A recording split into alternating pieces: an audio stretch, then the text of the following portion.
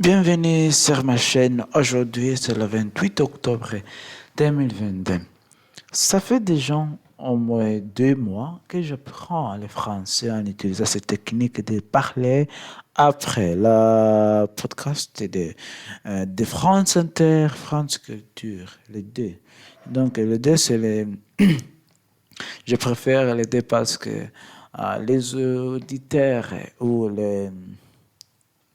les locuteurs là sont parlent plus lentement et très clair parce que je le comprends très bien.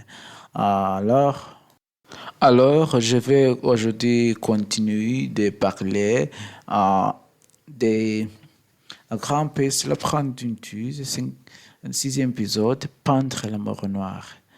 C'est parti. Moi, ce qui me laisse profondément perplexe, parfois je le vis dater au 14e siècle, 2348, parfois je le vis dater au 15e, puis dans, je ne trancherai pas et quitte, assez obligé à choisir, je dirais aux gens, je disais qu'il date avant la peste. Parce que bien sûr que elle semble une candidate parfaite pour la représentation de la peste, et quelle garantie on en a? Qu'est-ce que crée cette tête, ces morses? On a un groupe composé, une scène qui est très partie, un personnage central et monumental, une personnification de la mort, puisque ce nom, représenté par une femme dans un corps simple, à gauche et à droite, un amant de côtes qui sont couchés, des cadavres, des personnages qui sont morts. Si on prend le temps de lire les fresques, Jean Picot s'est un chercheur, il a travaillé sur l'être Moyen-Âge, et si aussi cette fresque narrative, c'était pas très beau. On appelle une vie de sociologie archétypique qui est un bonnet de je ne sais quoi, celui qui a une mitre facilement souverain, mais aussi des œuvres de manière avec le rythme. On a aussi des mots qui sont si exotiques. On a des laïcs, on a des riches, on a des pauvres, on a des hommes, on a des femmes. On est sociologique très varié. On retrouve des flèches qui sont un peu partout. Puis, presque dans le corps des cadavres, il y a des zones assez archétypales, là où on sait que la mort dite mort noire, la grand-peste 1347, 1342, puis après ce bidon, on nous accélère dans les autres jambes, dans les coups. Là, on sait que les bilibons de la peste étaient repérés sur le corps. Et donc, une lecture un peu incohérente, c'est la mort 14e qui est représentée ici. C'est cette peste qu'on appelle la peste noire qui vient encore plus sanctuer la théorie dans laquelle prend l'épidémie. C'est ce que cette femme représente avec voix. Donc, on va redécouvrir des visages jusqu'aux yeux en val noir, jusqu'au nom de ce grand val noir qui l'a frappé de société.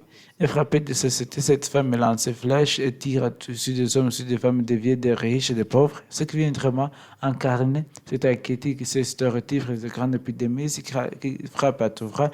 Cette mise en scène d'un allégorisme féminisme qui afflige toute une société. Je ne connais pas du tout, même d'images proches ressemblantes.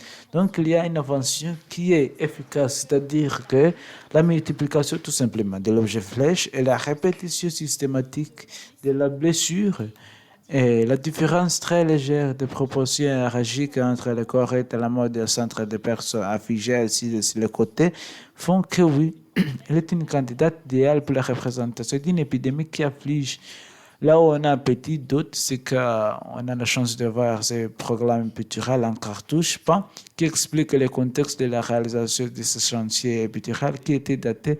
Mais le problème est que c'est dans le contexte de la découverte puis la restauration de ce chantier, de peinture et de fresques 14e, il y avait des manques et il était rendu par les restaurateurs 1315. Est-ce que paraît semblable? Pourquoi tout un cycle, 1315 représentait ce que semblait assez présente et un hyperténual, ça ne marchait pas. La mort, elle est déjà peinte comme la connaît avant la peste. Tout cette chronographie se développe, j'ai envie de dire, si on veut le plus dans des après le mur, mais en fait, la production de l'univers visuel de lié à la mort est profondément là de l'ébauche gothique. La mort évolue assez vrai dans ses représentations. Elle est rapidement représentée avec une faux telle qu'on a tous en fait persistance rétinienne des personnages de Bergman, en fait du 7e saut, même si C'est un acteur masculin qui est sous la chape noire, mais la chape noire et la fausse, c'est vraiment quelque chose qui vient à minima du XIVe siècle.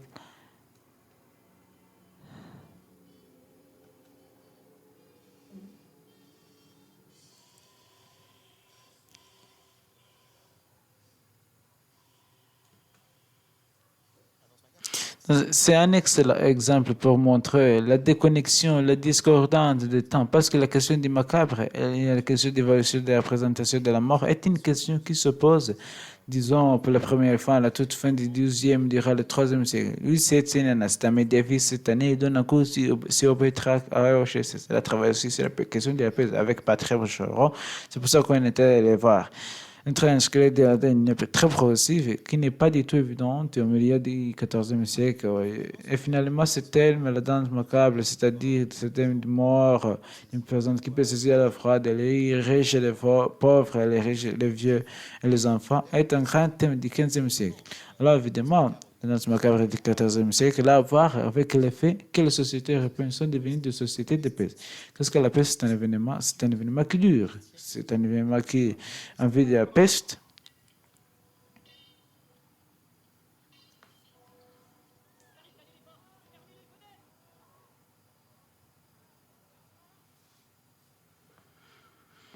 est-ce que vous pouvez nous parler de cette image qui revient beaucoup aussi dans les iconographies de la peste, cette image chez vous, chez le paysage? Quelle est un peu l'origine de cette image? Comment est-ce qu'on l'aurait? L'origine, je dirais, historique, c'est la Bulgarie, c'est le quatrième cavalier, qui ont dit que la mort monarchale, bon, la Dominique Écardi est un prologue, et c'est la seule qui c'est la représentation de la peste noire. C'est pour ça qu'on a été le voir. Après, il y avait des déclinaisons vraiment très différentes. Ce qui est certain, c'est que la peste, il y a une personnification, une réalisation permanente de la peste qu'on avait, la femme, les bandits, etc., et les flèches. Et mais c'est également, je dirais, essentiellement, les cavaliers, c'est une manière de montrer la rapidité et la sévérité aussi de la maladie. Qu'il faut mettre en Europe pour être hervesque. Bon, ainsi, ils sont partis. Et vous me prêtez vos jumelles. Oui, c'est pas terrible. Il faut avoir regardé. Ah non, enfin, c'est bien fraîche. Une blanche, c'est un faux rouge. Comme le manteau. C'est un grand manteau blanc. Crème virginale fraîche. Une tranche. Euh, tout petit déséquilibre.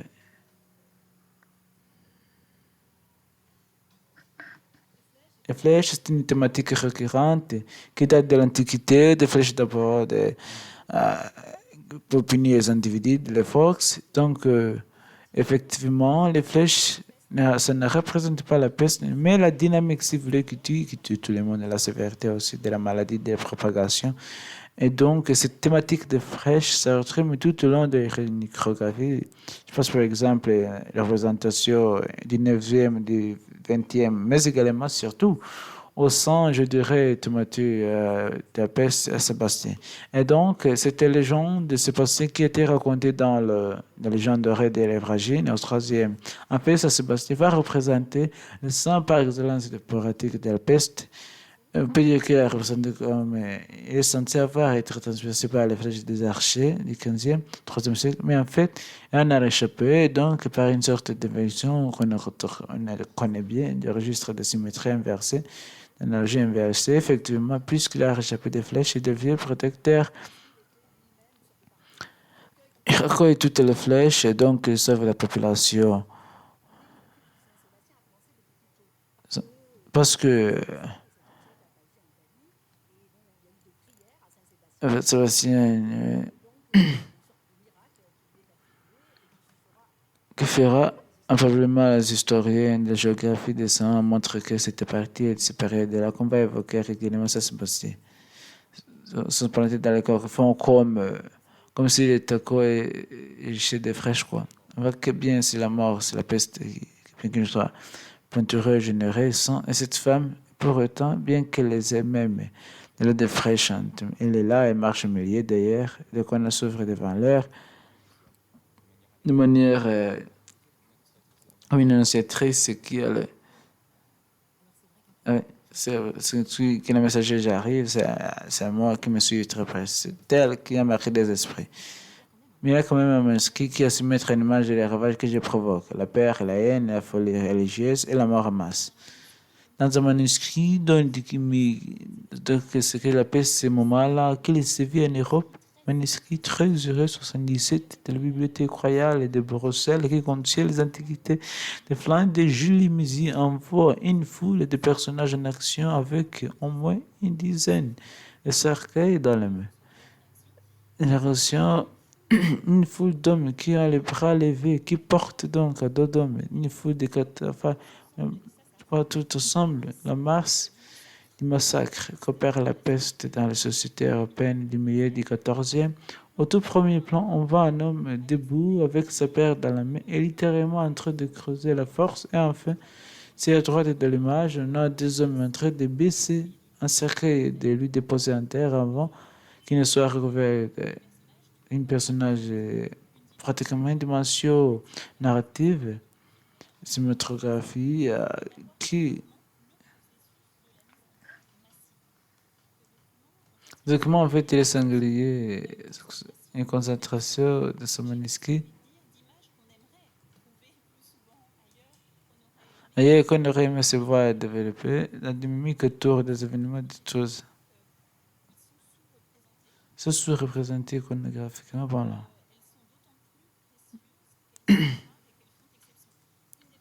La personne qui a vu la chose la plus forte, si le silence iconographie, c'est autour de la peste, c'est Jordi Bellman. Pas du constat qu'on parle très peu. La peste, il y en a peu de traces, par exemple, donc au XVIe siècle, il perd de l'histoire de la italienne, et il essaie de creuser, et finalement, il met le doigt sur le fait qu'il n'y a pas de représentation directe de la peste.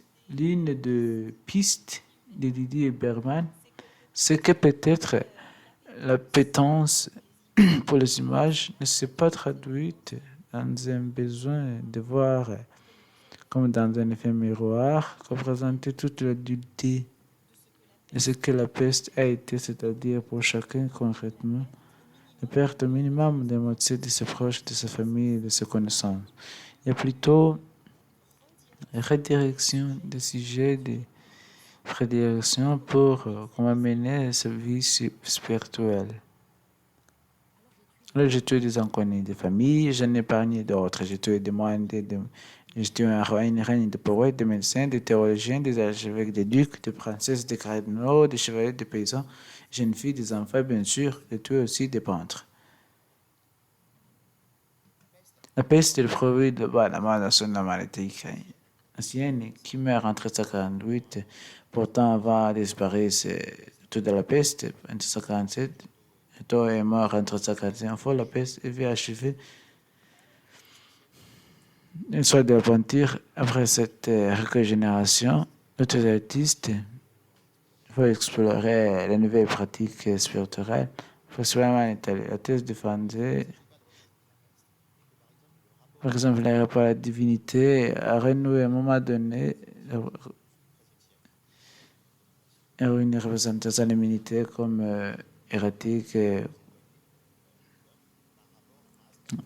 à ce qu'avait apporté la peinture, disons, de Giotto jusqu'au milieu du XIVe siècle, une forme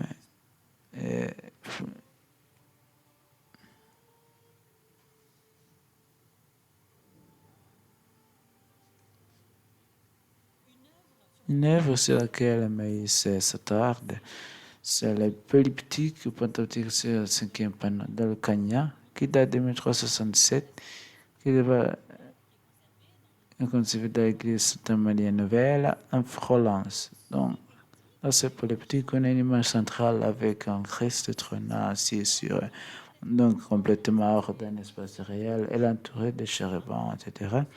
Donc, ce que Moïse va observer dans cette image, c'est la reprise dans les années 1350 d'une iconographie extrêmement ancienne et pratiquement plus en usage, en tout cas du Christ.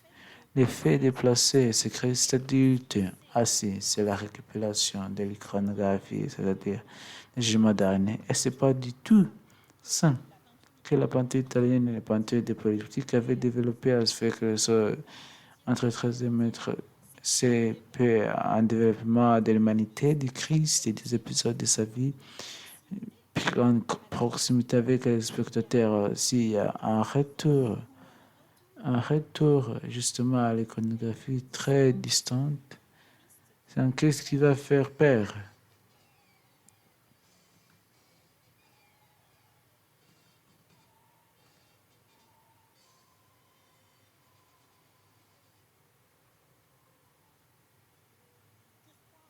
Pourquoi un sentiment de culpabilité, pénitence, mysticisme clé? Parce que le trauma est tellement immense que dans les rapports à la religion évolue. Voilà, on va simplifier cette geste de constellation de réassurance dans l'image religieuse. On va passer des commandes, va augmenter parce qu'on va essayer encore plus d'assurer le salut dans l'au-delà, étant donné la conscience de fragilité de la vie qu'on a. C'est-à-dire que les grands mécanismes de fonctionnement des grands ateliers à la rage des frontières, c'est tout, sinon c'est continu. Et nos vies sociales et l'économie culturelle, sans modification profonde. Disons que certains historiens, si finalement, est-ce qu'on va appeler la naissance n'est pas en particulier une sorte de ces investissements culturels et artistiques liés à la conjoncture de crise.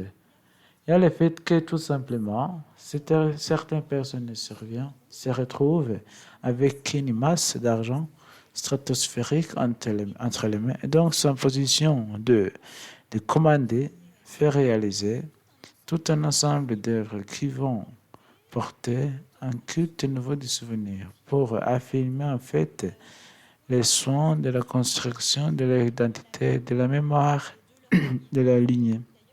Vous savez, quand elle dit plus encore, c'est la bague de peste de 1363 qui a pour conséquence une masse de commandes dans lesquelles on peut reconnaître une imitation, finalement, de la perception soin des individus et de la société de la fin du XIVe. Et ce qu'elle lui propose, c'est que, bien sûr, qu'on honore la mort dans le culte des souvenirs, mais surtout on prépare le culte des souvenirs des soins. C'est-à-dire qu'à partir du moment où la mort de soi devient représentée comme une sorte de catastrophe à l'échelle individuelle, et que cette catastrophe se multiplie par des millions de morts, le rapport à de là, la manière dans les rituels funéraires, dans les manifestations à la fois cérémonielles et bien ensuite, éventuellement des investissements sous forme de pénombre, de monuments vont se traduire, va être modifié. On peut imaginer peut-être que l'une des mondiales s'est abassée de cette période. Une fois la peste s'est passée, c'est dit, on peut peut-être remarquer ta bonne question. A posteriori, on se dit, voilà, il faut se rappeler de, c'est-à-dire quelque chose de triptyque et d'amener de pratique mémoriale. Dans la mémoire des grands événements, la mémoire du lieu, la mémoire du relais, sans doute là, c'est notre regard de près, les cadavres supposés qui sont de part et d'autre, on répète de manière, on va bien représenter avec les rabbis, qui sont, voilà, on va au noir, on va d'autre part et d'autre. On peut imaginer que la vie, on va dire, censée été frappée par la maladie, que de manière a été touchée. Il faut qu'on garde le marquant.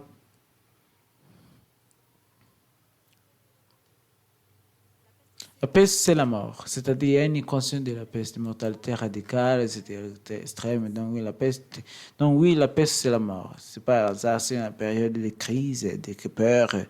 Il vient de vivre là, de vie. Il y a une espèce de religion de la peste cristallise, en fait. La peur, panique des populations. L'impression, on a une fréquence qui, bien après, le départ de l'épidémie, veut marquer, s'inscrire dans la mémoire, on peut garder ce souvenir important, cet épisode tragique, qui est un cas de début de très puissant, très présentation. C'est vrai que c'est un physique qui commence, il traverse l'Europe et l'Asie, c'est tout, il est revenu parfois sans femme, même en trois. Je suis allé dans les paysages, je ne suis pas beaucoup peintre.